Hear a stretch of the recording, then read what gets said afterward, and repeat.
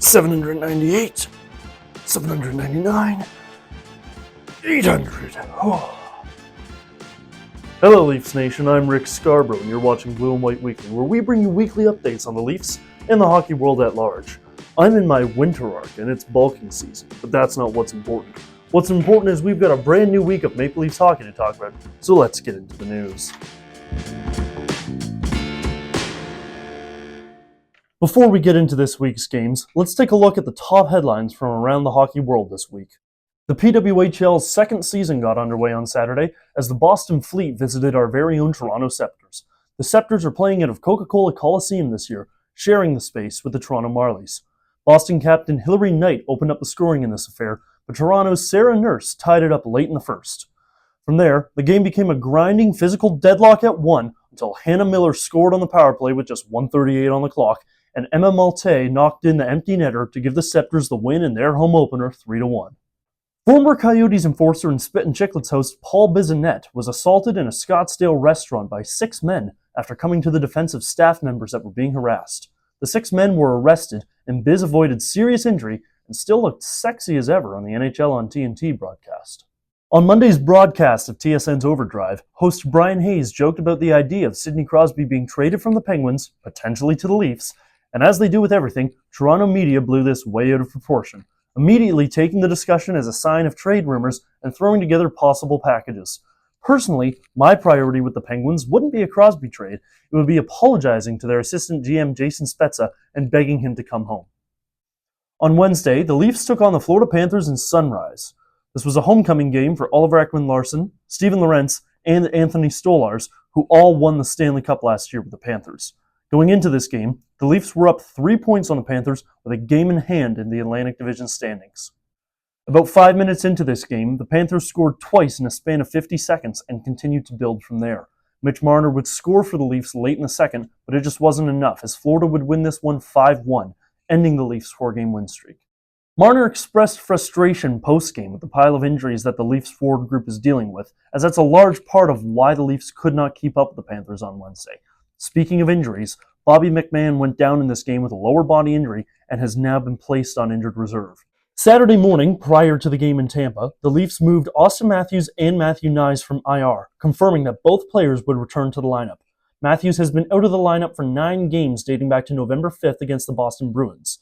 And in those 9 games, the Leafs held a 7-2 record, in large part due to the rest of the core stepping up. For more thoughts on this, we turn to the expert.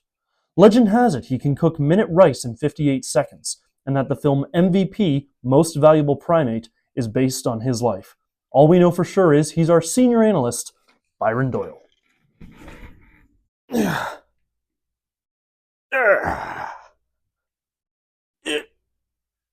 All right. How's it going there, folks? Byron Doyle here, Blue and White Weekly, and let me sit at the big kids table today so that I can talk to you about how the team's been doing with Auston Matthews out of the lineup. And, well, the answer there is they've been doing pretty good. 9 games, winning most of them. Won, 7? 7 games without Papi. Great record, 7 out of 9. And all the reason for that is 2 things. Number 1, the power play turned on, finally. And the reason power play turned on is reason number 2 there. The core stepped up. Now, you might be sitting there going, Byron, what do you mean the core's stepping up? The biggest piece of the core is missing. The captain, the goal scorer. We ain't got Papi. Well, when the top dog's gone, little guys got to step in, and I realize it might be funny to call guys like Mitch Marner and John Tavares and William Nylander little guys, but listen, they're no Matthews, but they proved their worth in the last little while. Marner through these 9 games, he got, 15 points there, 7 goals, 8 assists. 4 of those goals coming on the power play, which just kept rolling.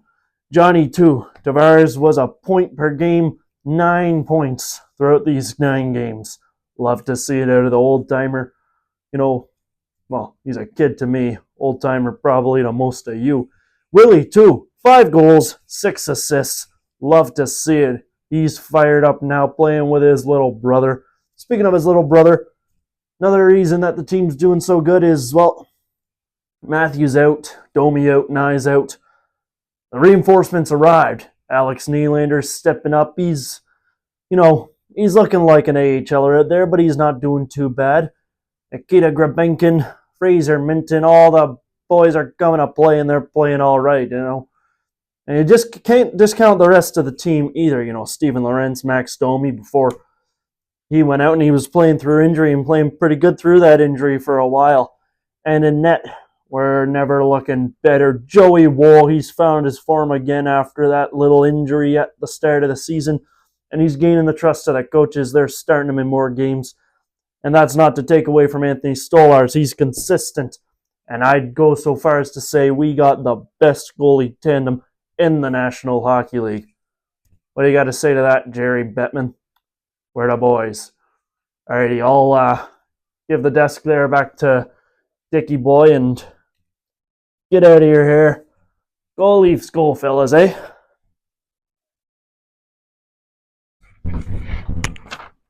Thank you very much, Byron.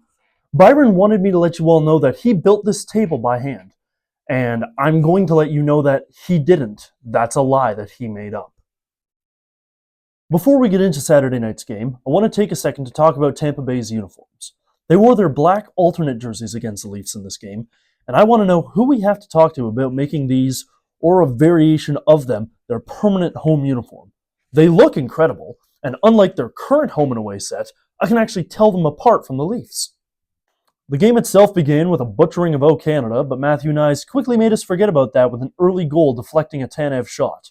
Tanev would get one of his own in the second period, his first goal as a Leaf, and Nick Robertson broke through at long last, and I implore you to go back and watch the replay of this goal because you can hear him scream after the puck goes in. He needed that. Jake McCabe, who was skating in his 600th career game, took a puck to the ear in the second period and did not return to the game. Hopefully he's alright, but as we're recording this just moments after the game is concluded, there are currently no updates on his condition. Tavares snuck in a backhander to wrap up the second period, but he must have done something today to anger his amulet, because the third period was all lightning as they nearly climbed back after a couple deflection shots went in. But Willie Nylander potted the empty netter, and Joseph Woll stopped 38 of 41 shots as the Leafs took this win 5-3. This leaves the Leafs just a point back of the Panthers in the Atlantic with 2 games in hand. Looking ahead in the schedule, the Leafs look to keep their perfect record on prime Monday Night Hockey intact as the Chicago Blackhawks come to town. Then the Nashville Predators visit on Wednesday, and it's Ovi and Crosby back-to-back to close out the week. As the Capitals come to Toronto on Friday, then the Leafs travel to Pittsburgh on Saturday. We'll have all those games for you next week, plus so much more, but for now, thank you very much for watching Leafs Nation. Be sure to like and subscribe, and remember, keep your stick on the ice.